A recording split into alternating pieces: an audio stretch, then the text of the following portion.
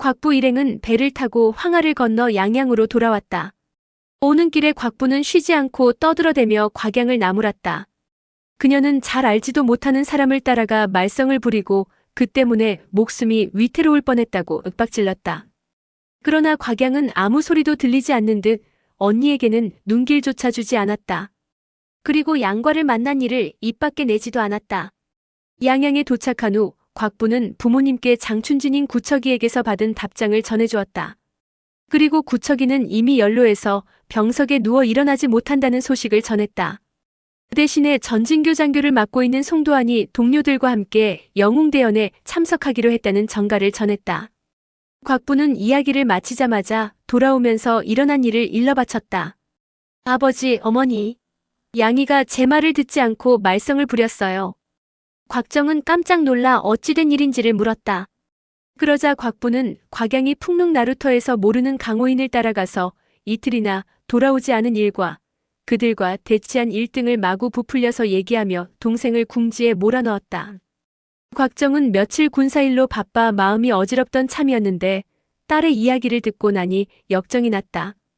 곽정 부부는 과거 곽부를 너무 버릇없이 키웠고 그로 인해 돌이킬 수 없는 오점을 여러 번 남긴 걸 뼈저리게 후회했다. 그래서 곽양과 곽파로는 어려서부터 엄하게 교육시켰다. 곽파로는 아버지를 닮아 정직하고 행동거지가 신중했기에 별다른 말썽을 부리지 않았다. 그러나 곽양은 언제나 입으로만 대답할 뿐 속으로는 다른 생각을 하는 아이였다. 그래도 곽정은 곽양을 믿는 터라 길게 꾸짖지는 않았다. 그러나 황용은 곽양을 몹시 나무라며 한참을 꾸짖었다. 그날 저녁 곽정 부부는 작은 잔치를 베풀어 곽부와 곽파로가 객지에서 고생한 노고를 풀어주었다. 그러나 그 자리에 곽양은 부르지 않았다. 야율제가 장인 장모를 설득해보았지만 곽정은 단호했다. 엄히 가르치지 않으면 나중에 공과 사를 구분하지 못하게 되네. 양이는 어려서부터 성격이 특이한 데가 있어 무슨 생각을 하고 있는지 알 수가 없네. 형부로서 관심을 가지고 지켜보면서 잘못되지 않도록 도와주게. 이 무렵 몽골 대군은 이미 대리를 정복하고 남에서 북상하고 있었고 또 다른 군대가 북에서 남하의 양번에 집결하고 있었다. 이번 몽골군은 맹장이 이끄는 정예부대로 수년 동안 준비했기 때문에 사기가 그 어느 때보다 충천했다.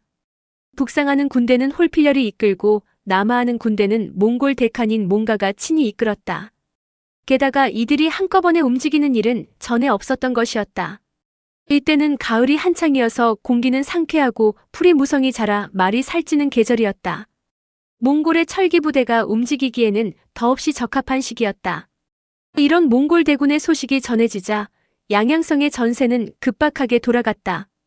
그러나 대송조정은 간신 정대전이 권력을 잡고 정사를 쥐락펴락하면서 몽골군을 대수롭게 여기지 않았다.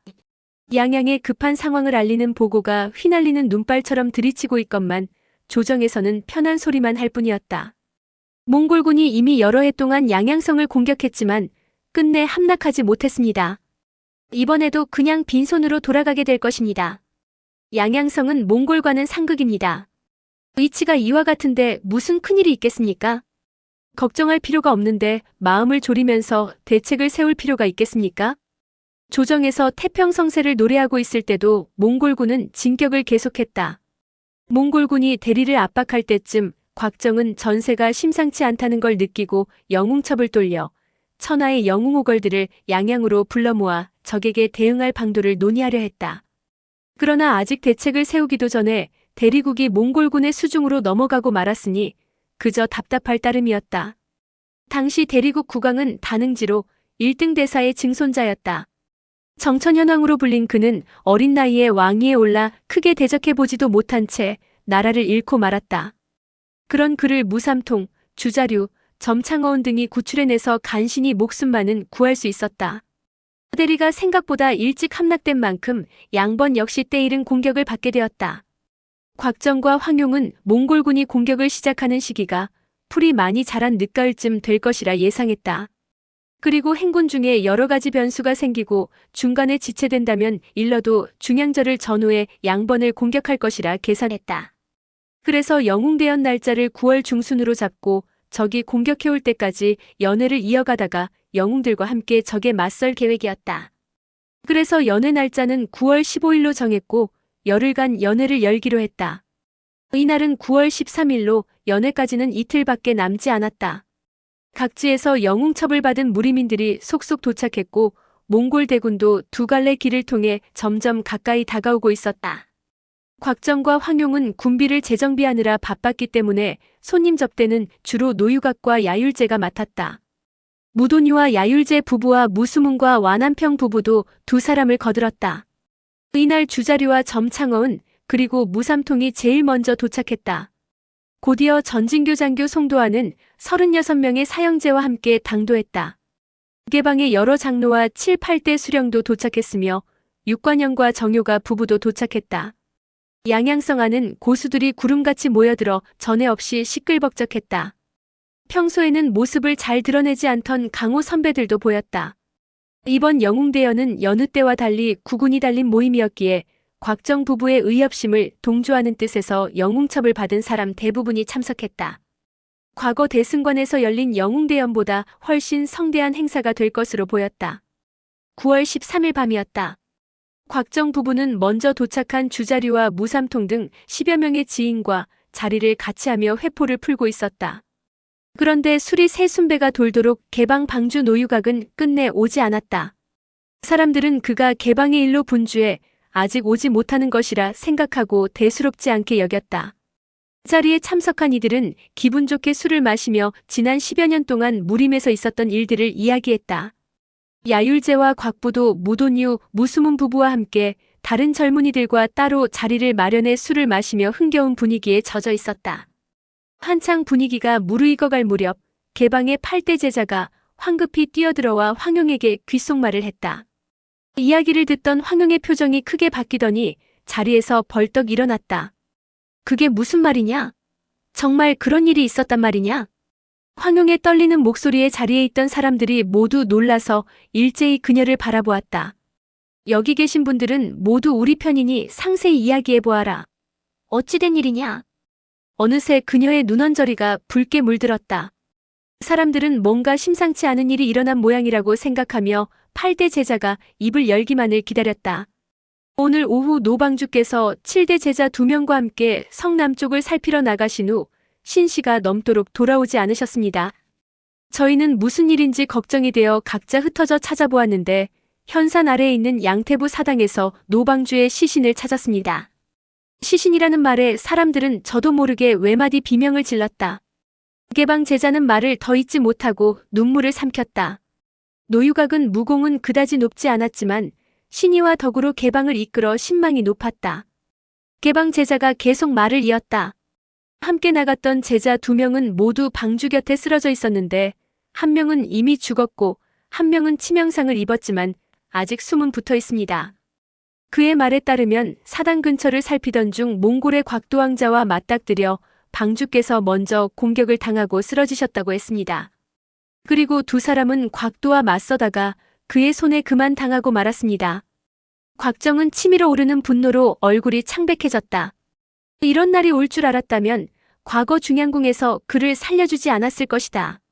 황용이 미간을 살짝 찡그렸다. 노방주의 타구봉은 곽도에게 빼앗겼느냐? 그러자 보고하던 8대 제자가 그렇다고 답했다. 사람들이 하나씩 밖으로 나가 노유각의 시신을 살펴보았다. 그는 등에 침을 맞고 가슴 늑골이 부러져 있었다. 상처로 보아 곽도가 뒤에서 암기를 던진 후 장력으로 다시 공격한 게 틀림없었다. 자리에 있던 사람들은 그의 비겁함에 치를 떨었다. 그때 양양성에 모인 개방 제자의 수가 1000명을 헤아렸는데 노유각이 곽도의 손에 목숨을 잃었다는 소식이 전해지자 성 전체가 순식간에 울음소리로 뒤덮였다. 양태부 사당은 양양성에서 멀지 않은 곳에 있었다. 곽양은 평소에 노유각과 유독 정답게 지냈는데 양태부 사당은 곽양과 노유각이 자주 찾는 곳이기도 했다. 그런데 둘도 없는 친구가 바로 그 사당에서 목숨을 잃자 비통에 잠긴 곽양은 호로병에 술을 가득 채우고 요리를 챙겨 사당으로 갔다. 때는 이미 깊은 밤이었다. 곽양은 요리에 젓가락을 꽂아놓고 술을 따랐다. 노할아버지, 보름 전에도 우리 여기서 술을 마시면서 이야기를 했잖아요. 그런데 이렇게 갑자기 떠나시는 게 어디 있어요? 혼이라도 여기 계시다면 술 한잔 하세요. 그녀는 맞은편에 있는 잔을 들어 바닥에 뿌린 뒤 제 잔에 담긴 술을 단숨에 비웠다. 좋은 친구를 이렇게 영원히 떠나보낸다고 생각하니 슬픔이 가슴 깊은 곳에서 북받쳤다. 어느새 눈물이 두 뺨을 타고 흘러내렸다. 곽양은 술을 따라 한 잔은 바닥에 뿌리고 한 잔은 자신이 단숨에 비우고는 목 놓아 울었다. 그때 어둠 속에서 여자 목소리가 들려왔다. 누군가 했더니 역시 너였구나. 한밤중에 여기서 뭐하고 있는 거야? 어머니께서 어서 돌아오라고 하셨어. 사당 밖에서 걸어 들어오는 사람은 곽부였다. 어머니께서 잠시 한눈 파는 사이에 없어졌다면서 틀림없이 여기 와 있을 거라고 하시더구나. 어쩌면 곽도라는 자가 이 근처에 아직 숨어 있을지도 모르는데 이렇게 혼자 나와 있으면 위험하잖아. 곽양은 가만히 한숨을 내쉬었다. 할아버지 생각만 하느라 위험할 거란 생각은 못했어요. 언니, 잠깐만 나와 함께 여기 있어줘요. 어쩌면 할아버지의 혼령이 정말로 날 만나러 와줄지도 모르잖아요. 곽부는 평소에 노유각을 은근히 무시했다. 그가 개방 방주 자리에 앉을 수 있었던 건 순전히 어머니 황용 덕분이라고 생각했다. 곽부는 동생의 성격을 잘 알고 있었다. 여기서 기다리기로 마음먹었다면 황용이 직접 나서면 모를까 절대 자기 말을 듣지 않을 것이다. 또 노유각의 혼령이 온다고 하더라도 조금도 무섭지 않을 것 같아서 하는 수 없이 자리에 주저앉으며 한숨을 내쉬었다. 양아, 너는 나이가 들수록 철이 없어지는 것 같구나. 지금 개방은 노방주의 죽음으로 방주 자리가 공석이 되었어. 어머니께서는 이번 영웅대연에서 무공을 겨루어 가장 강한 사람에게 방주 자리를 잇도록 하시겠다는구나. 그 말에 곽양은 잠시 멍하니 앉아있다가 한숨을 쉬고는 천천히 입을 열었다. 언니, 모두가 좀 더 할아버지를 생각하고 그리워하면 안 되는 건가요? 새 방주를 이렇게 빨리 뽑을 필요가 있느냐 말이에요. 그러자 곽부가 한심하다는 듯 한숨을 쉬었다. 여전히 어린애 같은 소리만 하는구나. 개방은 강호에서 가장 큰 방파야. 무리에 우두머리가 없으면 어떻게 되겠니? 그래서 언제 방주를 뽑는데요? 15일은 영웅대연을 여는 날이야. 그때 천하 영웅들과 어떻게 몽골에 대항할지 논의할 거야. 논의가 시작되면 5, 6일은 걸릴 테고 어쩌면 8, 9일이 걸릴지도 모르지. 개방 방주를 뽑으려면 아마도 23, 24일쯤은 되어야 하지 않을까? 그 말에 곽양은 시무룩해졌다. 그 모습을 보고 곽부가 왜 그러냐고 물었다. 24일이 내 생일이잖아요. 그런데 방주를 뽑느라 정신이 없을 테니 올해는 어머니도 내 생일을 잊으시겠죠? 그 말에 곽부가 소리내어 웃었다. 하여간 어리기는. 네 생일이 그렇게 중요하니? 어떻게 네 생일을 개방의 방주를 뽑는 중대한 일과 비교를 하니? 사람들이 알면 비웃겠다. 그렇게 작은 일에까지 신경 쓰는 사람은 세상에 너 하나뿐일 거야. 곽양은 얼굴이 온통 붉어졌다. 언니는 작은 일이라고 하지만 내게는 결코 작은 일이 아니에요. 내가 16살이 되는 날이란 말이에요. 곽부의 웃음소리가 한층 높아졌다. 그때 갑자기 등줄기를 타고 느껴지는 싸늘함에 놀란 곽부가 황급히 고개를 돌려보니 검은 그림자가 사당 입구에 서 있는 게 아닌가. 달빛 아래 그의 모습은 몸집이 컸지만 얼굴은 어두워 잘 보이지 않았다. 그런데 상반신이 이상하게 짧았다. 자세히 살펴보니 그 사람은 두 다리가 잘린 채 6척이나 되는 지팡이를 짚고 있어서 마치 거인처럼 보였다. 곽부가 떨리는 목소리로 니마성이라는 이름을 중얼거렸다. 그는 바로 니마성이었다. 이번에 몽골 황제가 직접 남하했으므로 몽골의 무인들은 너나 할 것 없이 자기 실력을 보여주기 위해 경쟁했다. 니마성은 비록 두 다리를 잃었지만 지난 10여 년 동안 피나는 수련을 거쳐서 오히려 다리를 잃기 전보다 더 강해졌다. 몽골 대군이 양양성까지 당도하려면 아직 수백 리가 남아 있었지만 이마성은 양태부 사당에서 하룻밤을 묵어갈 생각이었다. 그런데 곽부자매의 목소리가 들려왔다. 그는 뜻밖의 횡재를 만나게 되어 뛸 듯이 기뻤다. 곽정이 양양성의 사령관은 아니었지만 사실상 양양성을 지휘하고 있는 사령관이나 다를 바 없었다. 만약 그의 두 딸을 손에 넣는다면 투항까지는 힘들더라도 일단 곽정의 마음을 흐트러뜨릴 수 있을 것이니 그야말로 큰 공이 아닐 수 없었다. 그는 곽부가 자신을 알아보자 누물거리며 대답했다. 곽낭자께서는 눈이 참 좋으십니다. 몇 년 못 만난 사이에 더 예뻐지셨군요. 괜히 분위기 험악하게 만들지 말고 순순히 날 따라오시지요. 그 말에 곽부는 놀라면서도 화가 치밀었다. 니마성의 무공이라면 자신과 동생이 함께 덤벼도 적수가 될 수 없었다. 이런 생각이 드니 새삼 동생에게 화가 났다. 다 네 잘못이야.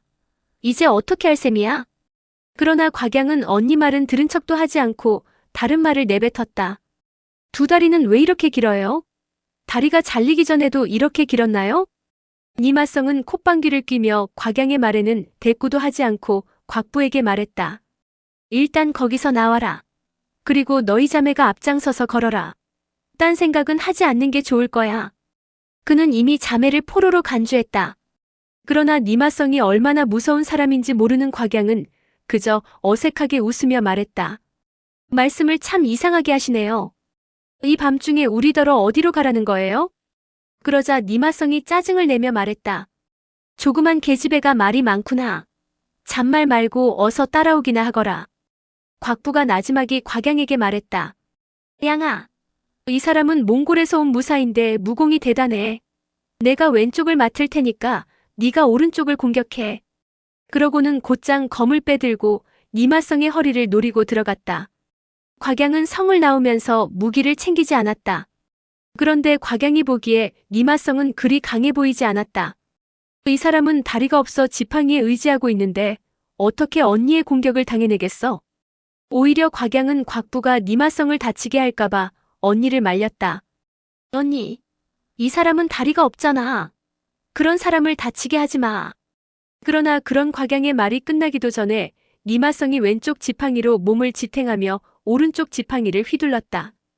지팡이는 곽부의 가슴을 정확하게 가격했다. 그 충격에 곽부는 숨이 턱 막히며 손에 힘이 풀려 검을 놓치고 말았다. 그녀는 소나기가 얼얼하고 가슴이 아팠다. 그러나 잠시도 지체할 수 없었다. 곽부는 얼른 왼손으로 검을 주워 원려검법을 쓰며 달려들었다. 원려검법은 과거 강남 7 괴 중 한소영이 곽정에게 전해준 검법이었다. 곽정은 스승에게 감사하는 마음을 표하기 위해 원려검법을 더욱 발전시켜 두 딸에게 전수해 주었다. 만약 지금의 곽정이 원려검법을 사용한다면 그 위력은 웬만한 신공자락 못지않았을 것이다. 그러나 곽부는 내공이 약해서 제대로 된 원려검법의 위력을 내지 못하고 니마성에게 밀렸다. 곽양은 니마성이 쌍지팡이를 번갈아 사용하는 걸 보면서 입을 다물지 못했다. 니마성의 몸놀림은 두 다리가 멀쩡한 사람과 별반 다를 게 없었다. 시종일관 우위를 점하며 언니를 몰아붙이는 니마성을 보면서 곽양은 그제야 마음이 급해졌다. 곽양은 언니를 도와야겠다는 마음으로 무기 하나 없는 빈손으로 니마성에게 달려들었다. 그걸 보고 니마성이 기합을 지르며 왼쪽 지팡이로 땅바닥을 찍더니 몸을 허공으로 솟구쳤다. 믿을 수 없을 만큼 재빠른 몸놀림이었다. 니마성의 오른쪽 지팡이는 곽양의 왼쪽 어깨에, 왼쪽 지팡이는 곽부의 가슴에 각각 적중했다. 곽양은 몸을 휘청거리며 뒤로 몇 걸음 물러섰고 곽부는 버티지 못하고 그대로 쓰러졌다. 니마성은 마치 귀신처럼 두 사람을 따라붙었다. 그는 지팡이를 살짝 움직이는 듯 하더니 어느새 곽부 옆에 와섰다. 내가 얌전히 따라오라고 했지? 곽부는 억지로 몸을 일으키며 소리쳤다. 양아, 어서 사당 뒤로 도망가. 그 소리에 니마성은 흠칫 놀랐다. 분명히 지팡이로 곽부의 신장혈을 찍었거늘 어찌 이렇게 아무 일도 없다는 듯 움직인단 말인가. 사실 곽부는 연희갑을 입고 있는 데다 가전의 절기인 폐혈기공으로 혈을 보호해서 별다른 위험이 없었다. 그러나 곽부가 아직 완전히 혈도를 닿지 못한 상태에서 지팡이가 몸을 가격했기 때문에 통증이 상당했다. 곽양은 도하나경장법을 쓰며 언니 앞을 가로막았다. 언니가 먼저 가. 그러자 니마성이 왼손으로 지팡이를 내리쳤다. 지팡이가 곽양의 코끝에서 3촌도 떨어지지 않은 곳을 스쳐가면서 거센 풍압을 일으켰다. 곽양은 풍압으로 인해 통증을 느꼈으나 니마성을 똑바로 쏘아보며 말했다. 아까는 당신이 불쌍하다고 생각했는데 알고 보니 악랄한 사람이었군요. 그 말에 니마성은 어이가 없다는 듯 웃어젖혔다. 꼬마 아가씨, 좀 더 당해봐야 내가 무서운지 알겠어? 그는 징그러운 웃음을 띤 채 지팡이로 바닥을 쿵쿵 찍으면서 한 걸음 한 걸음 다가왔다. 곽양은 평생 이렇게 놀라긴 처음이었다. 그녀는 눈도 깜짝이지 않고 시커멓고 추한 얼굴이 다가오는 걸 바라보았다. 하얀 이를 드러내며 괴기스럽게 미소 짓는 모습이 마치 금방이라도 사람을 물어뜯을 것만 같았다. 곽양은 자기도 모르게 비명을 지르며 주춤거리며 뒤로 물러났다. 그때 갑자기 뒤에서 부드러운 목소리가 들렸다. 겁내지 말고 암기로 공격해. 급박한 와중이라 곽양은 누구 목소리인지 알아보려 하지도 않고 제 몸을 더듬었다. 난 암기가 없어요. 니마성이 점점 다가오자 곽양은 어찌할 바를 모르고 허둥대다 팔을 뻗어 앞을 보호했다. 그녀가 막 팔을 뻗는 순간 갑자기 뒤에서 부드러운 바람이 밀려왔다. 그러자 마치 팔이 저절로 가볍게 들리는 듯 하더니 손목에 차고 있던 팔찌가 날아가 니마성의 지팡이를 때렸고 그와 동시에 금소금이 울렸다. 그 소리는 가볍고 경쾌했으나 니마성은 지팡이를 제대로 쥐고 서 있을 수가 없었다. 결국 니마성이 잡고 있던 지팡이는 뒤로 멀찍이 날아가 둔탁한 소리를 내며 벽에 부딪혔다. 그 위력이 얼마나 대단했던지 사당의 지붕이 내려앉을 정도였다. 니마성은 지팡이를 놓치자 뒤로 벌렁 나가 떨어졌다. 그러나 그 역시 무공이 대단한 사람이었다. 등이 바닥에 닿는 순간 반동을 이용해 공중으로 몸을 날렸다. 그는 짐승처럼 괴성을 지르며 두 손을 뻗어 곽양을 향해 달려들었다. 곽양은 소스라치게 놀라면서도 재빨리 머리에서 청옥비녀를 뽑아 니마성을 향해 던졌다. 순간 뒤에서 가볍게 바람이 이는가 싶더니 옥비녀가 쏜살같이 날아갔다.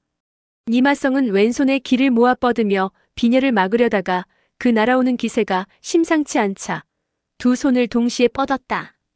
그러나 니마성이 비녀를 막는 순간 그는 비명을 지르며 그대로 땅에 고꾸라져 꼼짝도 하지 않았다. 곽양은 그가 무슨 꿍꿍이를 꾸미는 게 아닌지 두려워 얼른 곽부 곁으로 달려갔다. 언니, 어서 가자. 자매는 양태부 신상 옆에 서서 니마성의 동정을 살폈다. 그러나 니마성은 여전히 움직이지 않았다. 곽양이 말했다. 내 비녀를 맞고 죽었나? 곽부가 목청을 높여 소리를 질렀다. 니마성, 무슨 속셈이냐? 그러나 여전히 니마성은 꼼짝도 하지 않았다. 생각해보니 니마성에게 지팡이가 없다면 잘 움직이지 못할 테니 이렇게 겁낼 필요는 없을 것 같았다. 곽부가 검을 쥐고 몇 걸음 앞으로 다가가 보니 놀랍게도 니마성은 두 눈을 휘둥그레 뜬 채 입을 쩍 벌리고 죽어 있었다. 죽은 니마성의 얼굴은 뭔가에 크게 놀란 듯한 표정이었다. 오늘의 영상은 여기까지입니다.